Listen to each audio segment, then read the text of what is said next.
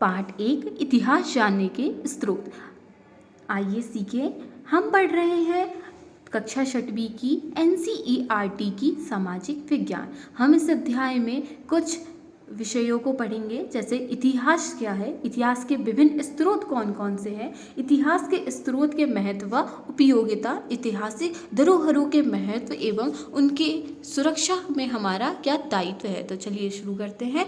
संस्कृत भाषा में इति धन ह धन आज से मिलकर इतिहास शब्द बना है, जिसका अर्थ होता है जो ऐसा था, अर्थात भूतकाल में घटित घटनाओं या उससे संबंधित व्यक्तियों का विवरण इतिहास है। मानव अपने अतीत के संबंध में जिज्ञासु रहा है। अपने निवास स्थलों के समीप निर्मित भवनों, दुर्गा मंदिरों, तालाबों एवं बावड़ियों आदि पुरातात्विक सामग्री के अवशेषों से वह अपनी प्राचीनता का अनुमान लगाता है। इतिहास के अध्ययन से हमें मानव के क्रमिक विकास की जानकारी मिलती है। इतिहासकार प्राचीन काल की जानकारी के लिए कुछ निश्चित साधनों की मदद लेते हैं। ये साधन उस काल के औजार, जीवाश्म, पात्र, भोजपत्र, आभूषण, इमारतें, सिक्के, अभिलेख, चित्र, यात्रियों द्वारा लिखे यात्रा विवरण तथा तत्कालीन साहित्य आदि हैं।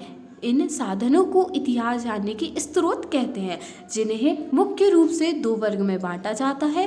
पहला पुरातात्विक स्रोत तथा दूसरा साहित्यिक स्रोत।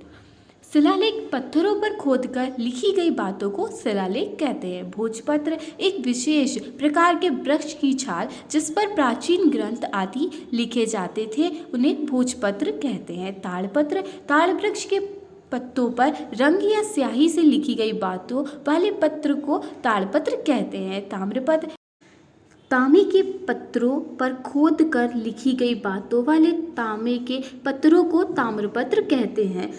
जीवाश्म प्राचीन जीव, मनुष्य, जानवरों की हड्डियां जो पाषाण के रूप में परिवर्तित होना प्रारंभ हो जाती है, उन्हें जीवाश्म कहते हैं। अधिकांश शिलालेख संस्कृत, प्राकृत, पाली एवं तमिल भाषा में हैं तथा ब्राह्मी लिपि में लिखे गए हैं, इसलिए इन्हें सभी लोगों के लिए पढ़ना कठिन होता है। लेकिन कुछ लिपि शास्त्री और पुरातत्ववेत्ता इन्हें पढ़ लेते हैं। पुरातत्ववेत्ता वे व्यक्ति जो पुरानी वस्तुओं, स्थलों की खोज करते हैं और उनके बारे में सही तथ्यों का पता लगाते हैं, उन्हें पुरातत्ववेत्ता कहते हैं। मानव को जब लिपि का ज्ञान नहीं था, तब उस समय वे चित्रों के माध्यम से अपनी बातें शिलाओं पर चित्रित करते थे। इन चित्रों को शैलचित्र कहते हैं।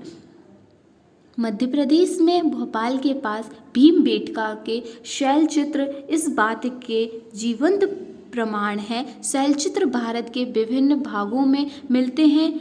भीमबेटका विश्व का सबसे बड़ा शैलचित्र स्थल है। इसकी खोज पद्मश्री डॉक्टर बी श्री वांडकर के द्वारा की गई थी। इस स्थल को विश्व धरोहर सूची में सम्मिलित किया गया है।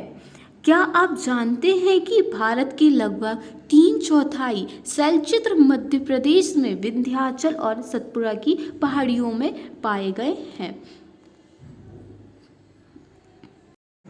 भवन तथा अन्य स्रोत मानव के गणितीय ज्ञान व स्थापत्य कला के विकास की कहानी से परिचय कराते हैं। साहित्यिक स्रोत तत्कालीन समय की विभिन्न बातों पर प्रकाश डालते हैं। प्राचीन समय के ग्रंथ जैसे वेद, पुराण, रामायण, महाभारत, संगम साहित्य और त्रिपिटक आदि उस समय के समाज, नगरों, रीति रिवाजों, संस्कृति के बारे में प्रकाश डालते हैं। प्राचीन काल के भवन, महल, मंदिर, मस्जिद, चर्च, किले, बावड़ी आदि हमें उस समय की कला, संस्कृति, समृद्धि, धार्मिक, सामाजिक, राजनैतिक स्थिति की जानकारी देते हैं।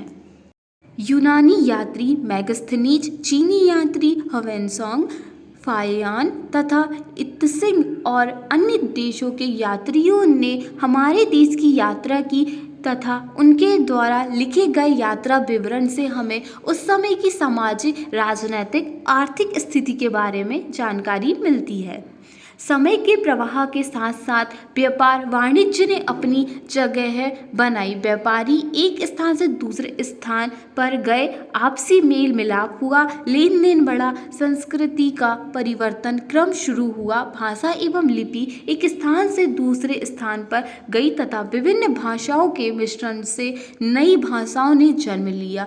जीवन के क्षेत्रों में परिवर्तन शुरू होकर जीवन मूल्यों में परिवर्तन का दौर शुरू हुआ। हमें अपने देश की प्राचीन धरोहरों की रक्षा करना चाहिए, क्योंकि उन्हीं के आधार पर हमें अपने अतीत की जानकारी मिलती है। प्राचीन धरोहरें राष्ट्र की गौरवशाली संस्कृति की परिचायक होती है। इस तरह हमारा ये अध्याय खत्म होता है।